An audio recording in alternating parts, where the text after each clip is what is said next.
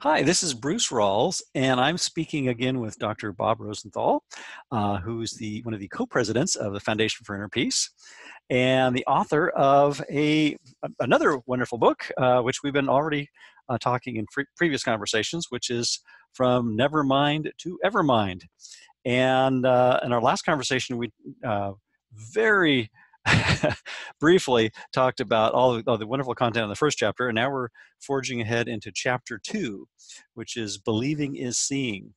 And I had fun rereading a good part of this today, and took some notes of things that I found really, really helpful. One of them was the context and contrast ideas that begins the chapter. So do you have so first of all, any announcements or any opening remarks to make as we continue the conversation?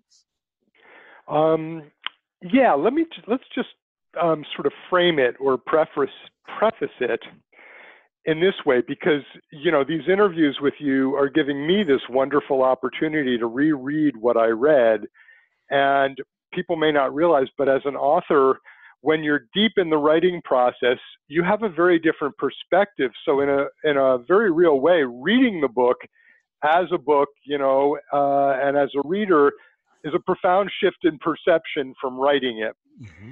And what was brought home to me even more forcefully, both when I read chapter 1 and in reading chapter 2, is that coming to the book as an established Course in Miracles student, people might feel like, well, wait a minute, is this really a Course in Miracles? And so I want to make very clear what my goal was to work from where we are here in the world of form and start with sort of the ego's givens, if you will, and begin to dissolve them away, begin to sort of soak them in some alcohol or ether or some powerful solvent that allows us to begin to see just how flimsy and porous the ego's world is. Because we put it together in a way where it looks really, definitive and sound and structured. And sure, I mean, if someone slips 400 micrograms of LSD in your drink, you'll see how liquid and fluid the world really is. But that's not an experience most of us want, at least not involuntarily. So if you're reading the book as a course student, enjoy the course quotes, but stay with the ride, because I do believe, even for myself, that it will take you on a journey that by chapter 5 at least, you'll have a better insight and a more practical one into what the Course is trying to do for us. So yeah, in rereading it, I was like, well, yeah, this is so different from so many books about the Course, including some really outstanding books about the Course, that I think that kind of preface, that frame for reading it and understanding it might be good for our talks here as well. Mm-hmm. It really is, and it fits perfectly with the opening. One of the opening ideas, which is context, is to have that bigger picture, and the bigger picture, of course, is that we are, for all intents and purposes, as a first approximation, completely clueless in this world as to what reality is. I was reminded of that. One of the images that came to mind while I was rereading that second chapter was a cartoon that I saw years ago. If I ever run across it, I'll have to scan it and send everybody a copy. But it was basically these two guys out in the desert in a Jeep, and the cartoon is zoomed way down, like 70,000 foot view of these guys in a Jeep, and all you see is just just the very small outlines of these two figures in this little tiny Jeep in this much larger panoramic vista, bird's eye panorama. And the caption is, one guy says to the other, is, yeah, another one of those wild, rumors that were sent out to investigate, something like that. And what they don't see is that they're driving within a footprint of what looks like, maybe a dinosaur or some large monster that's like probably 3/4 of a mile across. And because it's so large, they don't have the context. They don't see the That's big picture. rich. That's beautiful. Yeah, yeah, and I just thought that's kind of describes our perspective of things. Maybe not the noir version so much is intentionally, but the idea that we just are basically clueless, and We're I lost love. in the ego's footprint. Yeah, exactly, exactly. And I love what you put on, one of my favorite quotes from the course, all told, is the one on page 95, which, if you don't mind, I'll just read out loud. No, go ahead, Okay, please. because I think this really sums up so beautifully how we Oh, yes. need the greater context. Okay, the aim of our curriculum, unlike the goal of the world's learning, is the recognition that judgment in the usual sense is impossible.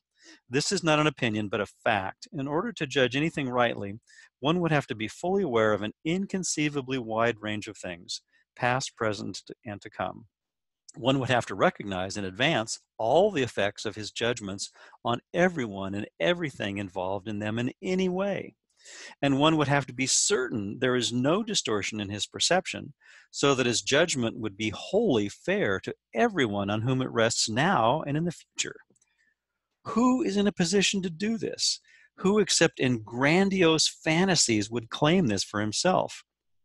Remember how many times you thought you knew all the, quote, facts, unquote, you needed for judgment, and how wrong you were. Is there anyone who has not had this experience? Would you know how many times you merely thought you were right without ever realizing you were wrong?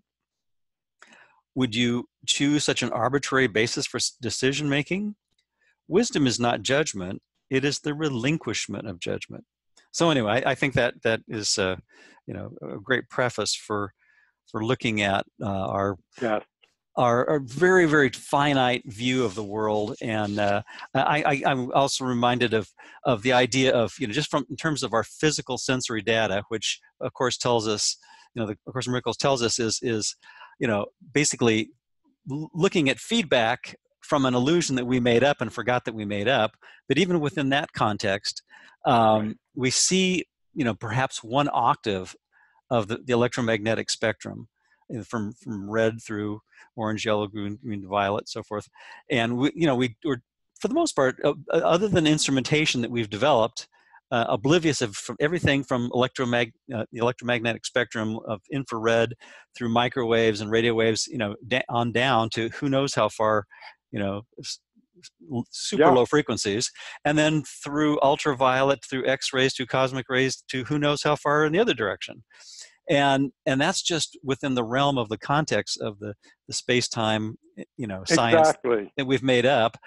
And that's just one octave out of however many, large number of octaves of electromagnetic energy. And then acoustically, we hear maybe 10 octaves, if our hearing's still, reasonably okay. Uh, and out of who knows how, the same number of octaves of acoustic energy, just our two primary senses. And then, if we take good care of our bodies, we might have a century out of, billions of years of past and future within the Mm-hmm. context of the space-time dream as we think of it, from which to draw conclusions. And we occupy, with a generous room for padding, a couple of cubic meters of space out of a pretty large cosmic arena. you know Yes. and we think we have clues about things. They're arrogant enough to think that we have some kind of idea about how things are. And We kid ourselves that we have quote unquote good judgment. yeah, exactly. So anyway, I Yeah, really enjoyed all the analogies and stories that you told about, like your the football Nazi story, you know, and that was. communist, not Nazi. Oh, okay. Well, anyway, it was. Yeah. I thought it was just kind of a, the. Um, I, Thank you for that clarification. I thought it was just an interesting example of how, you see something out of context, and you think, oh well, there must be a tremendous poverty. I mean, it's got to be a lot worse than where I'm at, and not realizing it was, a bunch of people piling on each other for a Yeah, football. let me tell that story because Sure. it's sort of a nice intro. I mean, I opened the chapter with this because it had such a strong impression on me. So in brief, my grandfather immigrated to the U.S. from Russia, or actually what was then the Soviet Union, in Right. 1922. He lived through the Bolshevik Revolution. And he was a guy, I mean, he had some great stories, and he was really almost a saint. He was beloved by many, many thousands of people. But he told this story how after the revolution of 1917, at some point, in order to make the point to the people of just how horrible conditions were in the capitalist countries, and by contrast, how well they were in Russia, they screened a film showing people chasing after a loaf of bread and trying to kill each other, you know, jumping on each other and shoving to get to this loaf of bread. And of course, he and everyone else thought, that's really horrible. I mean, you know, we have it good here in Russia. But nonetheless, he, you know, traveled through Europe and eventually made his way to the U.S., fully believing that he would return to Russia one day, which never did happen because of the Nazis and the concentration camps. But when he got here, eventually he started seeing movies. And in one of the movies, he saw a sports reel of a football game and watched a bunch of football players chase after a fumbled ball and pile on each other and grab it, and realized that what they had shown him was a sports reel of a football game stripped of all context and given a new context. See, they're chasing after a loaf of bread. And, you know, of course, he started laughing, but I think it's a beautiful example of how we are influenced by the context that we're given. And this happens all the time. I had something happen to me in medical school that was extremely embarrassing at the time, but it's a great personal example of this same kind of thing. There was a woman I had been sort of half involved with. She was, you know, kind of in and out of the relationship and had some difficulties in her past that made her question whether she was ready for any relationship. And I had invited her to join me for, I don't even remember what it was, probably something at the Philadelphia Orchestra. And she'd said no, and it was like, okay. And then I invited someone else and left a message. And at some point I got a phone call back, and I was so focused on this girl that I was, you know, attracted to and enamored of, that I kind of half forgot or went into denial that I'd called someone else about it who was just a regular friend.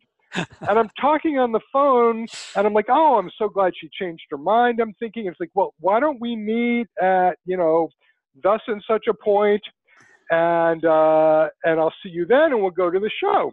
And I was like, oh, great. I'll, you know, the one I liked, her name was Jane. The other one was Linda.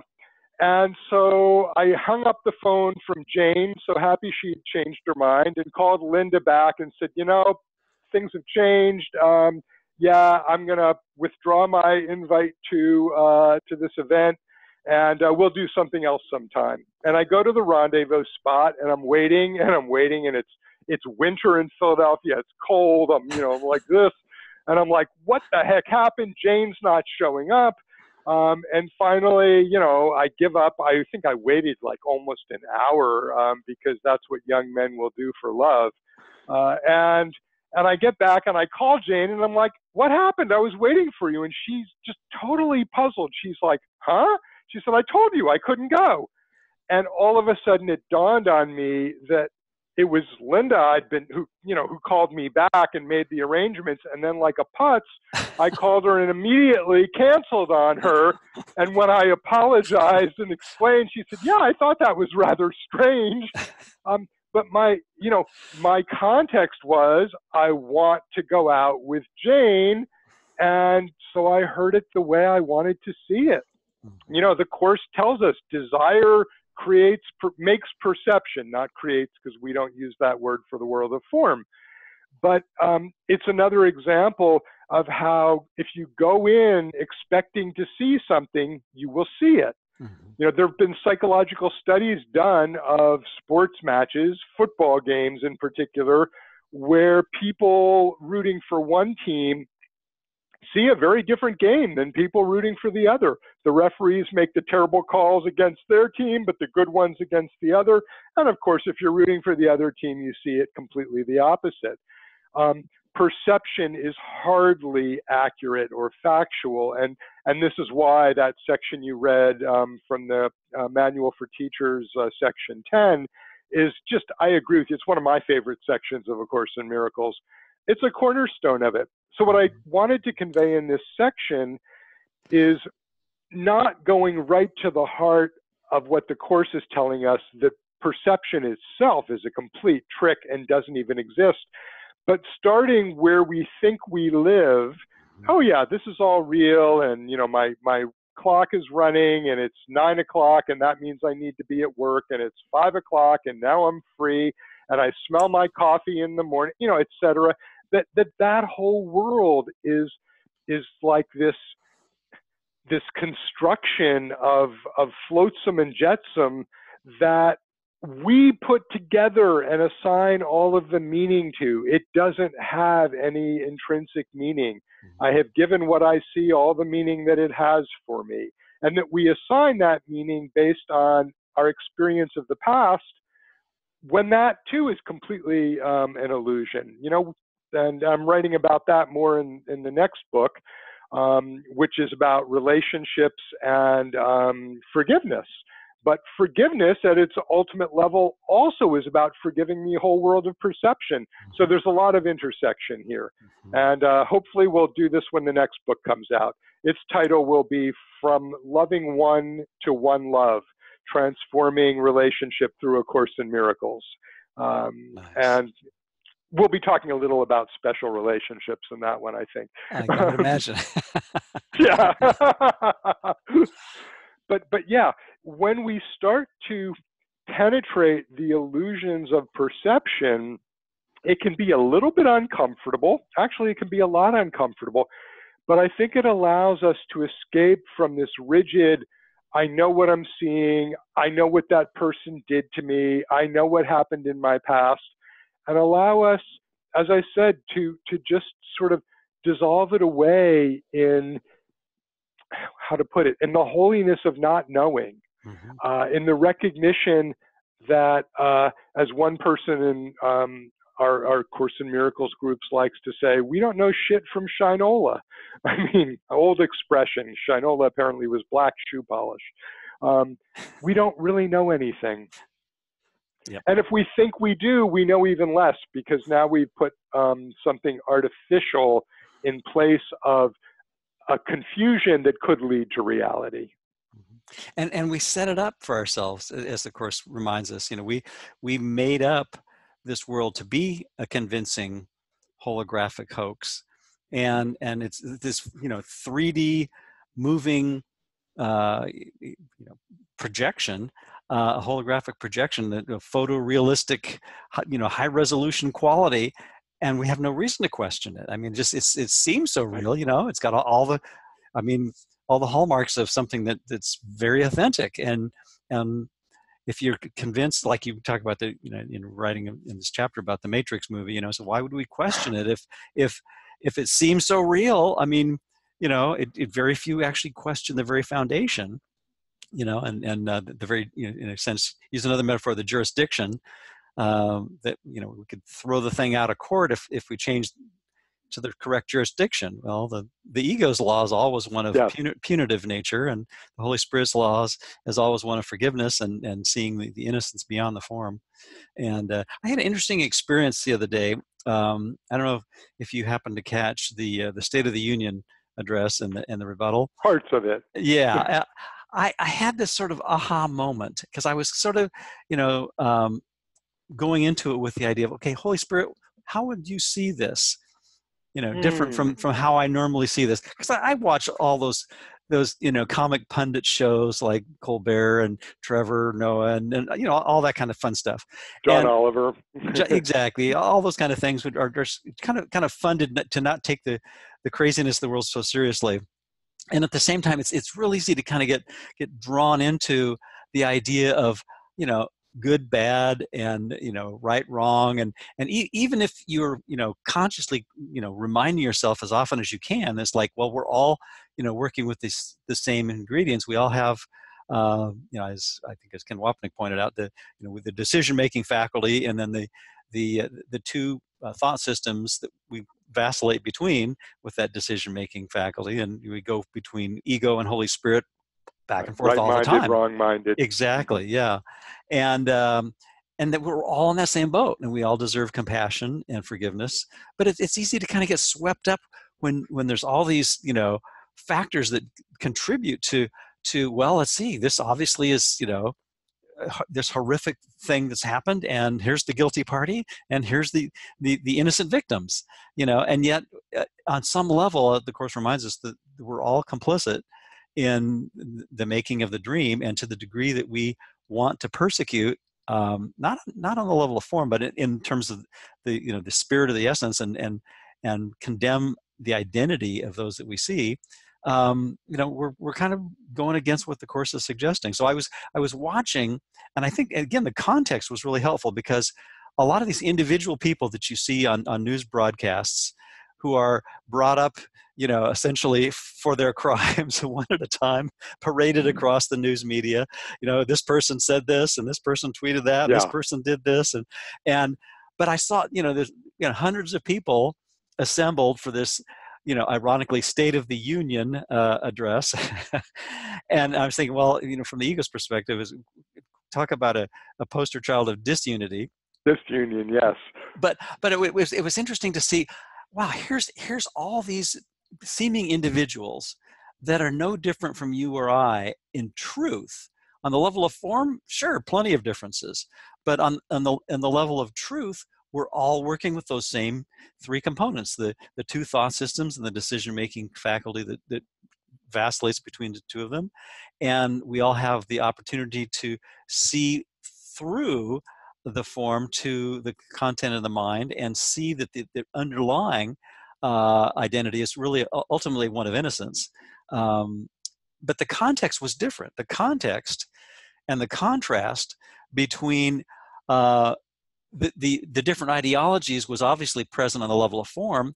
But when I kind of backed up, I was thinking, well, gee, each person in that room, to the degree that they're wanting to fight for their side, you know, the sides of the aisle, so to speak, we're in the same boat. And to the degree that I wanted to demonize demonizers, or to see that as you know, an important difference in any one, and look at my own biases, it's like, oh, we're all in the same boat. We all merit the same assessment, which is complete innocence in truth. And anyway, it's just kind of an interesting exercise. And I think that you know, what you point out in this chapter about you know, the center focus, and then the background for contrast. I was thinking, well, the center focus of the Holy Spirit is always forgiveness, and then the background for contrast is really looking at ego's very unsatisfying assessment of everything. And yeah, anyway. I think I had a section in there called Ultimate Context, and Yes. and I think the idea there is, and this then gets carried through to not the next chapter, but to chapter 4 in a lot of ways, but that any context that we apply within the world of form can be valuable to the extent that it allows us to see ourselves and our brothers in a more loving way. Exactly. So exactly. Even though I completely agree with you that within the world of form, we are all lost. We are all bozos on this bus, so to speak. You know, and to be righteously certain that your view is better than someone else's is an ego trap, because immediately you have defined them as separate from you. You have defined yourself as superior, and we know that even if you deign to understand them, you're still practicing what Song of Prayer calls forgiveness to destroy. So that's true. But I also look at it as, does this particular frame within the world of form allow me to be more loving, or does it make me more angry? Now, it gets tricky, because yeah, if I'm watching my favorite news show and I find myself going, oh my God, I can't stand that person, look what they're doing, you know, then that's actually not terribly helpful. On the other hand, if I'm trying to choose between going to a meeting of the Tea Party where it's all anger and those other people are attacking us, versus I want to go to the soup kitchen and help feed people who are in trouble, regardless of their skin color or where they came from, that moves me more towards love. But the moment I start to feel self-righteous about it, I'm in an ego trap again. Exactly. So it is a real conundrum.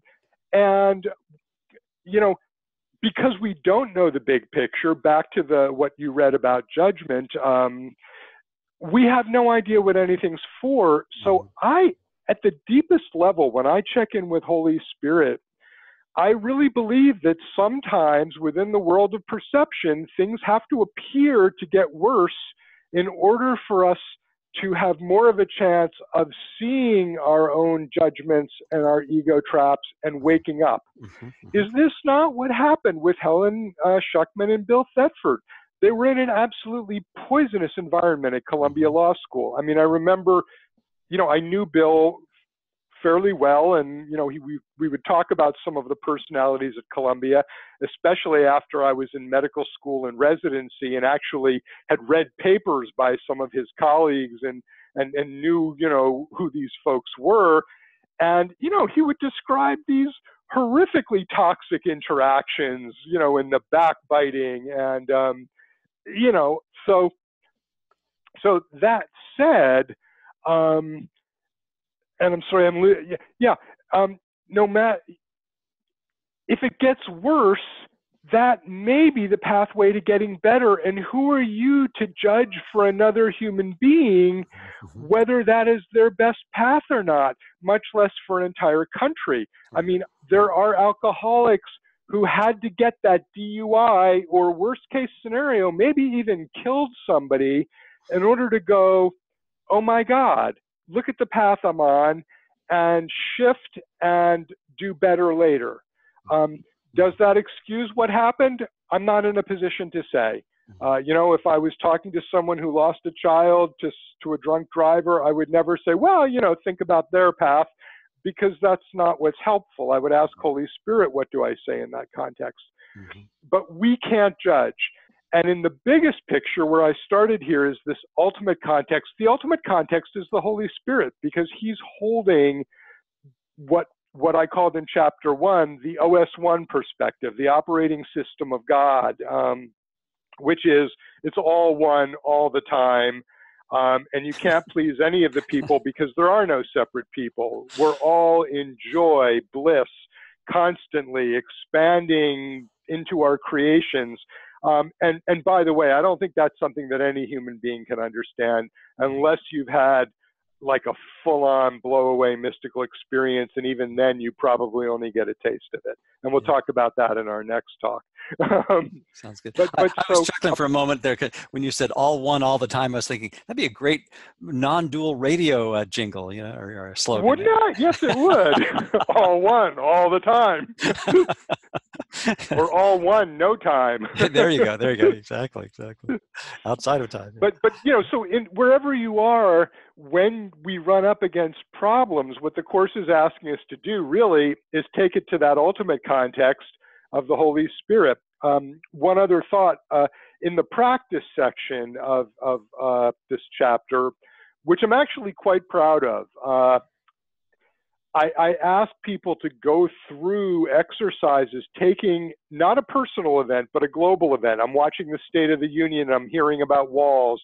I'm reading about a plane crash and how Boeing never informed pilots that they changed the software on, you know, I mean, this was with the crash of an Indonesian airliner.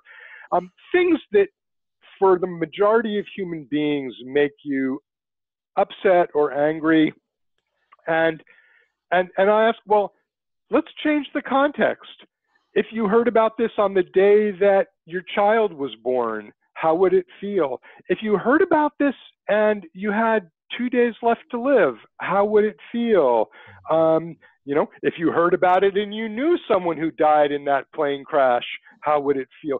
Just to start playing with context in our own minds to be able to expose and surface the lies we tell ourselves, because they are lies, so that we're not quite so certain about it. And that then makes it easier to open the door to Holy Spirit, and, say one of my favorite prayers from the text, I do not understand what anything including this means, and so I will not use my own past learning as the light to guide me now. And so I do not know how to respond to it, and I will not use my own past learning as the light to guide me now. Page 298 of the text.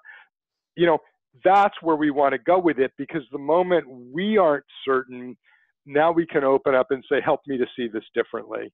You judge it for me, because that's the ultimate context, and then deliver to me the shift in perception that will help me to see it differently. And when we're doing that, we're practicing forgiveness. Yes. Yes. Yeah. It's kind of like, we don't really get usually the big picture, but we get just enough context when we ask for help from Holy Spirit to certainly let go of our misperceptions enough to see things differently.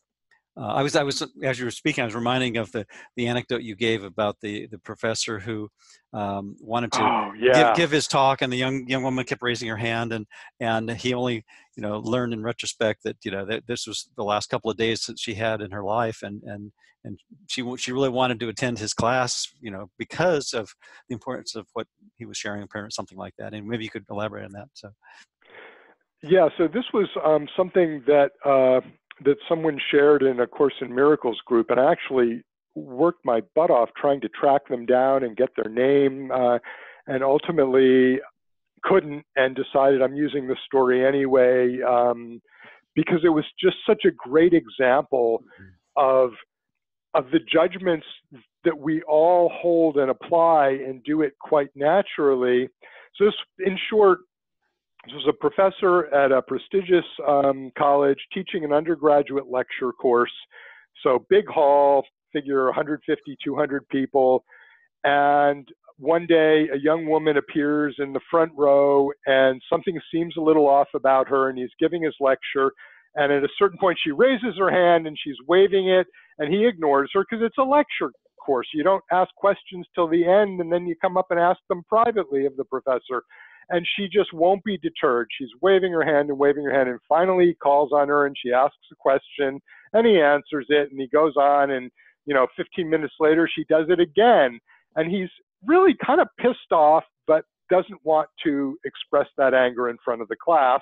He actually intends to say something after the class, but she's gone. She flees so fast he can't say anything. And the next class, the same thing happens. And the next class, the same thing happens. And, as with all of us, he starts getting used to it. Yeah, it's rude, should never be happening, but he's no longer taking it as a personal affront. It's like, okay, this person never learned manners. And then one day she's not there in the front row, and he almost found himself a little disappointed. Talk about changing context. And the next class she's not there again, so he decided to make some inquiries, like, who was this person and what happened? And he learned that this was a young woman who wanted desperately to audit his course. And the reason she did is she had a terminal illness and was in the final months or weeks of it, apparently. And so whoever assigns the courses let her audit. And the reason she didn't come back was she'd finally died. And of course, his whole sense of it changed. I mean, when I heard the story, I almost started crying, because it's one of those where, it turns completely on its head from this rude person and how narcissistic and self-centered that she's doing this. And it's kind of like, well, if you've only got a couple weeks left, maybe you have a right to be a little narcissistic and self-centered and get what you want. Our judgments can't apply. We don't know what's going on. And following on that, I took an example from one of Jerry Jampolsky's books, Love is Letting Go of Fear, I think it was, where he talked about, getting poor service from a waiter in a restaurant and saying, but you don't know what, maybe that waiter just learned that his mother died. And it's like, yeah, maybe, or maybe the waiter's sick and, has to work in order to, pay the rent. Or maybe the person on the freeway who cuts you off and, zips off the exit isn't just an entitled a-hole. Maybe they're rushing to pick up their kid at school because they just had an accident, or get to the hospital because their kid just had an accident. We don't know. And sometimes we get these lessons like this professor did and shared it because we can all benefit so richly from it. Mm-hmm. Yeah, I love that story. As you were sharing that, it kind of reminded me of an experience I had with, we went to Egypt, gosh, over a quarter century ago, and we had the privilege of listening to an Egyptologist named John Anthony West, who was describing an experiment he did with a well-respected geologist named Robert Schoch. And what he did is he took a photo of the hindquarters of the Great Sphinx, which was heavily eroded, and he masked it off so you couldn't tell that it was the Sphinx. And so you just saw this kind of abstract looking wall sort of a thing, this structure. But he showed it to this geologist, and he said, "What do you think caused this pattern?" He says, "Well, undoubtedly, many millennia of water erosion, and of course that hasn't happened for many thousands of years in Egypt." Yeah. And it basically totally upset the apple cart in terms of the conventional dynastic historical view. And so when he unveiled, unmasked the photo, he said, "Oh," because he immediately knew the implications of what he was sharing was not going to fly well with the conventional historians of that region, and but it was an interesting trick. But and I think Edgar that's Cayce says the Sphinx is much older than we think. That exactly. The Sphinx goes back like 10,000 years to a time when Egypt was tropical. Exactly. So anyway, that's that was a just great story. Yeah, and another example of how we intentionally zoom in on just a little bit of things, and we miss the context. Yeah, there's a game that I used to play with my kids where one of the tasks was they had pictures of common everyday objects that were enlarged so much that they were completely stripped of context, and you had to try to figure out what it was. So, for example, a button that was so enlarged that you only saw one little hole of it and maybe a tiny bit of the edge, and they were very hard to guess. Although my daughter had this phenomenal knack for, oh no, that's this and that's that. But we don't know. I was thinking about back to the professor story just for a second. It's not just an example of how our judgments don't work. It's also an example, to me, of how forgiveness works, and that shift in perception. So the shift in perception can come from the Holy Spirit, but to me, this is one of the things I'm working on now in this second book. It also can come from new information, where we think we see one thing and then we get new information and we learn that we were wrong. I give another example in this chapter where I was judging another psychotherapist who, I had a patient telling me that this person was extremely uncomfortable at what they shared about past childhood sexual abuse.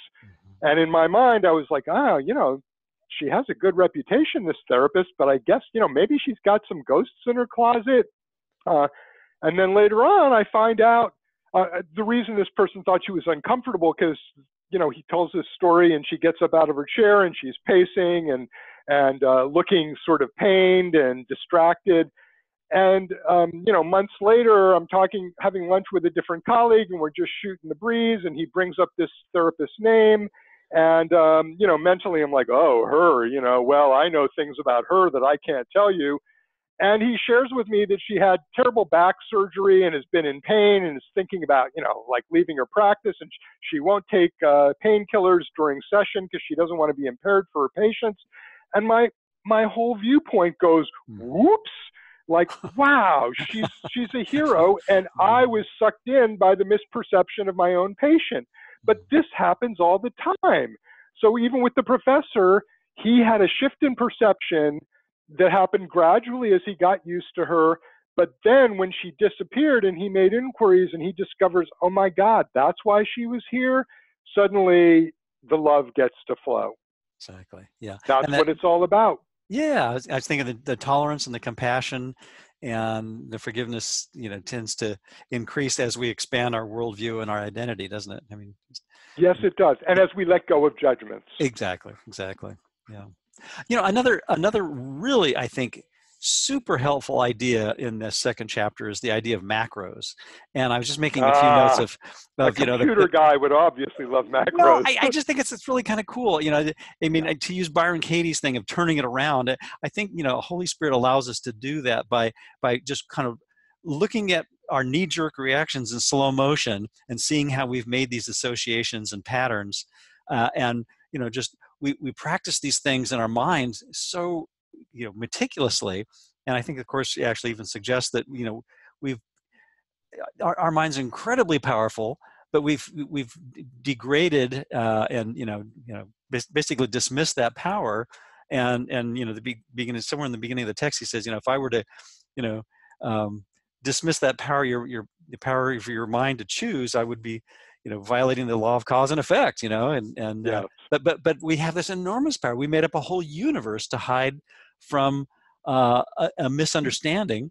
And so we have to undo the misunderstanding by breaking down those macros. So I really like That's that good. idea, because it basically, if we just kind of look in slow motion and say, well, I made this assumption, which then triggered that memory, which Yeah. then reinforced this misinterpretation, and then you kind of string those all together, and you get these habit patterns.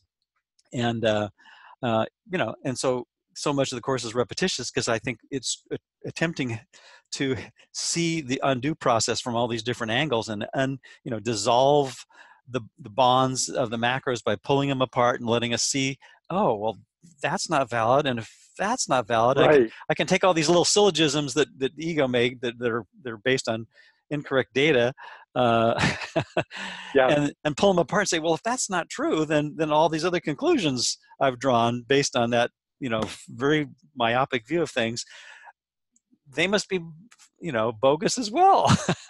Yes. Yeah.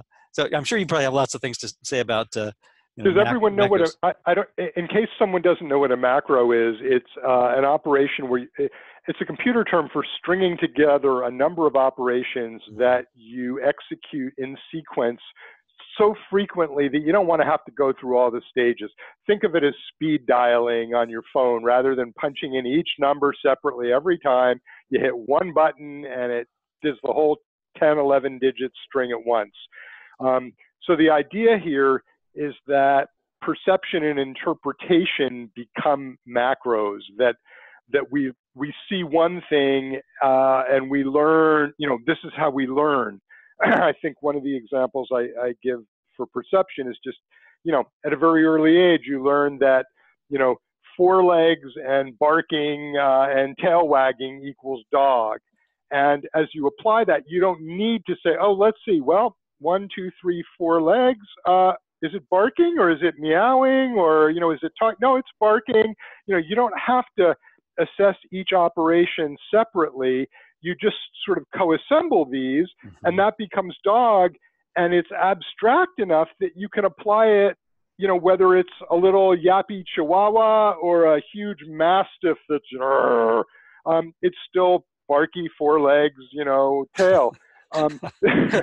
So, but I offer it because where I want to go in this book, and I don't know that I even make it all the way there, but I hopefully in the one I'm writing now I will go all the way there.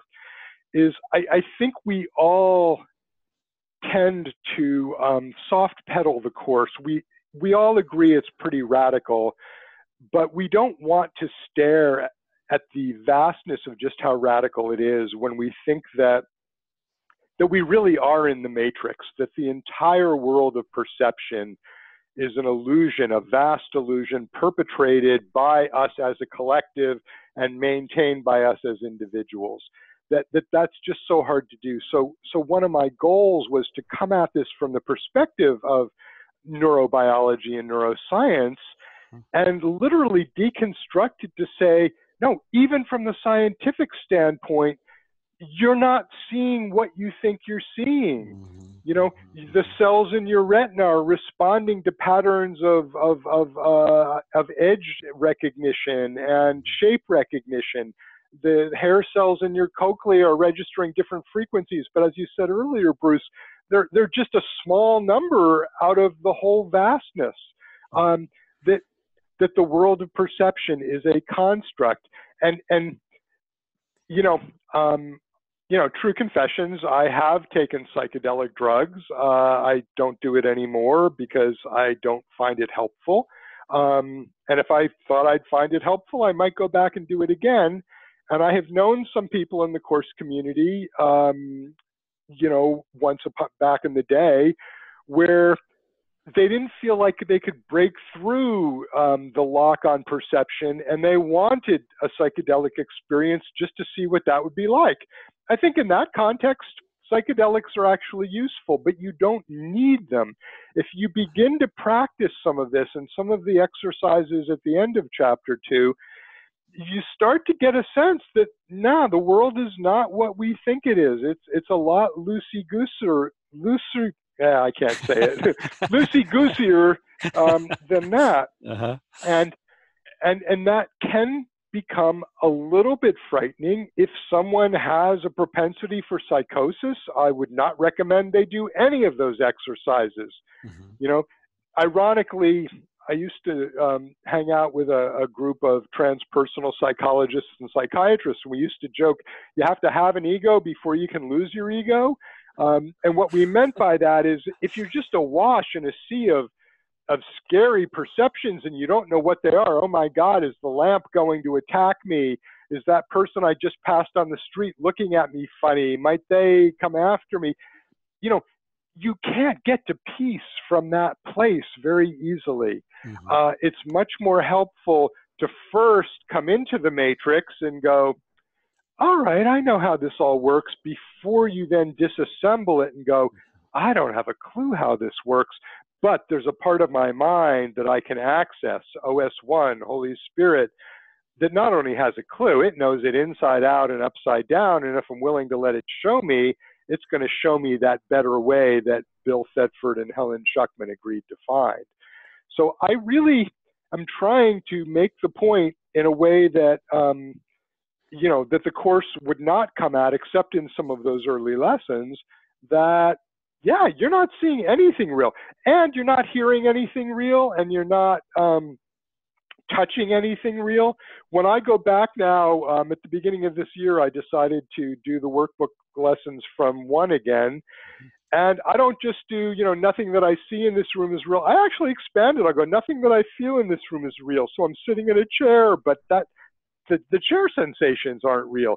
Nothing that I hear is real. Yeah, there are trucks outside. Maybe there's construction going on, an airplane overhead. None of those are real either. The whole fabric, as I said, it reminds me, I used to go to the beach, and a fairly deserted beach on Nantucket. And if I walked a little ways down, somebody would put together these beach sculptures that literally were just flotsam and jetsam. They'd hang a buoy here and a bunch of seaweed there, and these things that were unrelated that just the tide washed up, bottles, cushions from motorboats that washed overboard. And it was kind of like, well, that's interesting, that someone could put all these together and make a work of art. That's what we do all the time. We're making these beach structures that really have no intrinsic meaning of themselves, but we've given them that meaning. That's the matrix. That's the ego's world. That's what keeps us a prisoner. And we assign good and bad and desirable and undesirable and all those kind of, qualities and attributes. Yeah. That, they're just really, crazy when we stop and think about it. Yeah. Crazy, literally insane. Yeah, exactly. Another idea I think that ties into the macros is the habit patterns that come about, and again, those early workbook lessons are such great examples of training the mind to habitually forgive instead of habitually condemn ultimately, but the initial phases of it, like you've been pointing out, really have a lot to do with just looking and deconstructing our normal perceptual, the macros, where we just jump to, well, I'm seeing this collection of objects that I assign values and meanings as objects, and therefore they have these qualities, and values and preferences in my mind for things that are to me mean something that I want more of or less of, or all that whole gamut of stuff. And I think it's interesting if we can just kind of make habits out of questioning those evaluations and asking ourselves, do I really want to see peace, or do I want to see what ego would like to have me Exactly. struggle with in one way or another out of things. Yeah, I mean, what it makes me think about is some of the knee-jerk reactions that we have to things like racist comments. There's currently a huge controversy in the news about the governor of Virginia who put a photo in his yearbook of someone dressed as a Ku Klux Klan member and someone in blackface standing right next to him. And it's completely out of taste. At the level of the world of form, I think, having done a medical school yearbook, you think very carefully about what you put in there. Those are representative of your values, and therefore, is this person truly capable of governing? So at that level, yeah, the judgments are there. But I think it's workbook lesson maybe 134. I might be getting it wrong, but in one of them it says, "Would I accuse myself of this?" And I think if we are really being fair, if you are black or brown, have you never looked at a white person and had a judgment? If you are white, have you never looked at a black or brown or tan person and had a judgment? If, as a Jew, I know plenty of Jews who, I'll never go to Germany. I love Germany. I find it an interesting culture that can produce Beethoven's Ninth Symphony and Hitler all within a century and a half of each other. But, welcome to the ego's world. So I think that even though, at the world of form, judgments get made, again, the moment we incorporate them as part of our identity and go self-righteous on it, we're lost. And so the path of forgiveness is, would I accuse myself of this? Because if I'm honest, I do have to accuse myself. When you really start to get vigilant, it's daunting, it's upsetting, it's crushing the number of judgments that you make about people in the course of a day. You get out on the freeway and the judgments or a minute are right. sometimes. Stand in the supermarket line. Oh, tall, short, fat, thin, rich, poor. They're just there. And I guess part of what I would like to convey is don't go to guilt because of it. What a terrible course student I am. Just marvel at the tenacity of the ego's world and give it to the Holy Spirit. The more aware you are of it, the easier it becomes to say, take this from me and look upon it, judging it for me. As chapter 19 of the text, the prayer says. But they're everywhere. Okay, so ultimate take home, if we approach the world as a personality, Bruce and I here, and it's like, two personalities. If you see personalities based on your own personality, you will judge. It's inevitable. You can't not, and you will use your past to judge. You'll be lost.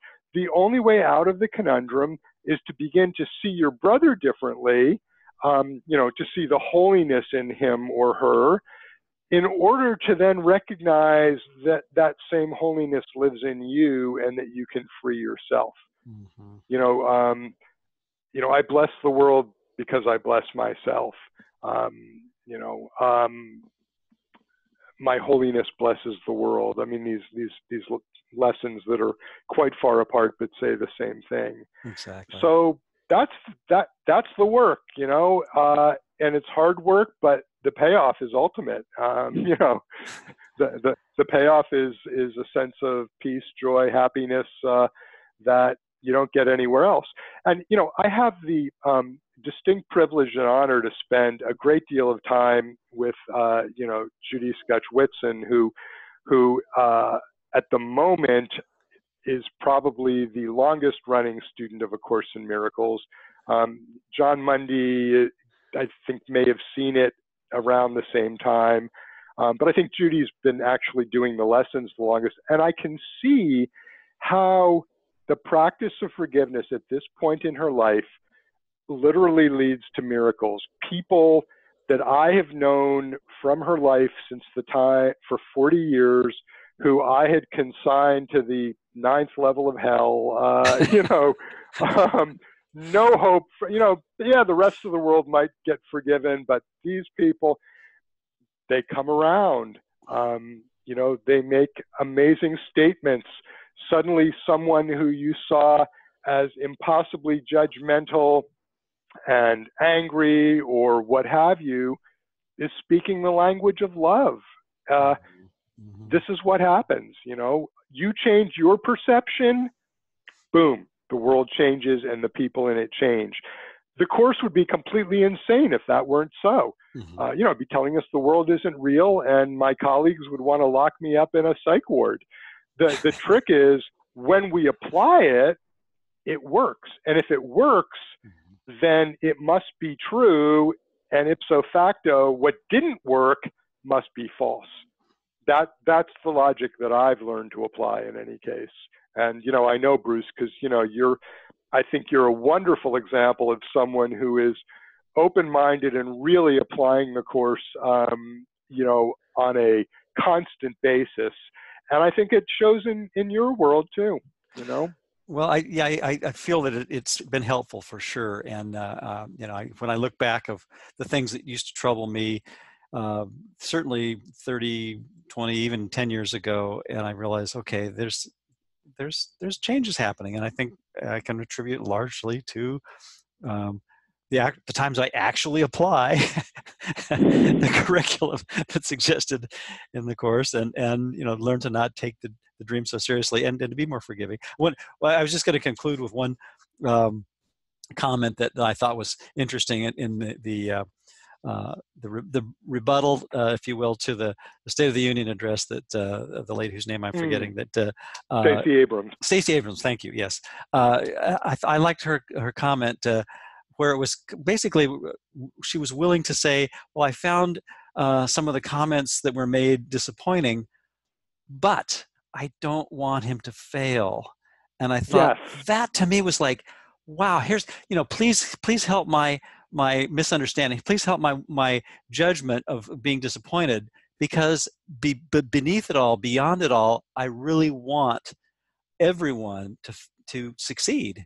But the ego, of course, fights against that tooth and nail. But in truth, what we all want is for everyone to be happy and to truly succeed, and to find the peace that we've hidden from ourselves for millennia, as far as we can tell. Yeah. So, for forever. Yeah. So anyway, not forever, but a long time. A good while. That's a lovely perspective. Yeah. I mean, it sort of goes to that, do you prefer that you be right or happy? Exactly. If we want happiness, and the world, and we know every single person out there wants happiness, then okay, there we go. But if we want to be right and everyone else wants to be right, well, you can see where that's going to end. Exactly. Yeah. So Stacey's comment was, I thought, so right on, particularly that thought of, I don't want this guy to fail. Because I think in our heart of hearts, that's really where we all feel the peace, and where we all, let each other and consequently ourselves off the hook by suspending the judgments and suspending the little tunnel vision attachments, and start seeing the bigger footprints and the and the context, and then the contrast becomes a tremendous help to our journey home together. Yeah. And we all need, I mean, I was just thinking, so what if the President of the United States had a major epiphany and completely turned around and said, I really am interested in becoming a unifier, and started calling out the dividers on both sides of the aisle, and proposing middle of the road policies? I mean, that would be an exemplar, right? Mm-hmm. We all need I mean, this is fundamentally, Charles Dickens' A Christmas Tale, the Scrooge story, when someone who has been completely defined by ego wakes up to the idea that, either we all rise together or we all fall together. That's profound. It's uplifting. It makes us all really happy. And why not wish that for everyone? Sure. Exactly. Yeah, but I heard I heard Stacey Abrams say that, and it registered at the time, but I didn't put it in the context of the course, and I think that is, it's a really good take home. And even if you're listening to this 2 years from now, and the future where it all is going, which Bruce and I don't know right now, but the Holy Spirit does. Uh-huh. It's still a good exemplar. Yeah, exactly. Because that's the eternal longing that we all have, and I think what's drawn all of us that are involved in A Course in Miracles to look at the contents of our mind and adopt that gentle vigilance without condemnation, and that's seems like an enormously helpful thing to help us undo our identification with our own little virtual reality game that we've made up, and not take the little pieces of it quite so seriously. Yeah, well, and that's the beauty of humor too. I mean, when we can laugh at something, we're not attached to an outcome. I mean, laughter's a good policy. It really is. Anything else you want to share? I know we've covered a lot of ground, but then there's still more to cover. But I think we've at least given it a quick once over. Yeah. Well, just the structure of the book basically is the first 2 chapters are taking the self and the world that we know apart. The 3rd chapter is, okay, what do we perceive when we do that? The 4th and 5th are kind of, all right, now let's move this in a different direction where we're reassembling in a different way, a different understanding of self. And then the last chapter is about what happens when you come from that different aspect of self. When you're running the Holy Spirit's OS1, how do miracles unfold? And I must admit, in that last one, I did take some liberties, which I've already had people send me some interesting questions. So it'll be really fun when we get to chapter 6 to talk about that, because I think we are all entrapped still by the understanding of miracles as somehow something special. Mm-hmm. Ooh, that was a real miracle, rather than, as Miracle Principle 6 says, miracles are natural. When they do not occur, something has gone wrong. In other words, we should be living every day by miracles. And anyway, so that's the trailer. That's the preview of coming attractions. Perfect. But we've been through the deconstructing phase, and now we get to kind of start moving in the other direction. Excellent. Toward Evermind, away from Nevermind. Thank you, Bruce. This was wonderful again. Thank you, Bob. Yeah, I really appreciate it, and look forward to the next conversation. Me too, absolutely. And you can contact Bob through the Foundation for Inner Peace, acim.org, and I'll post this on acimblog.com, and look forward to the next conversation. And my website, yes. drbob-author.com, drbob-author.com. If you want to read excerpts from the book, if you want to check out my previous book, if you want to check out some novels I wrote back in the 90s that have little to do about the Course, but are heavy on astral projection and fun stuff like that, check out the website. Very good. Thanks for contributing all that you're contributing. And you too, brother. Thank you. All righty. Okay, good. I think we're good for now, and look forward to the next conversation. Same. Take care. Blessings. Alrighty.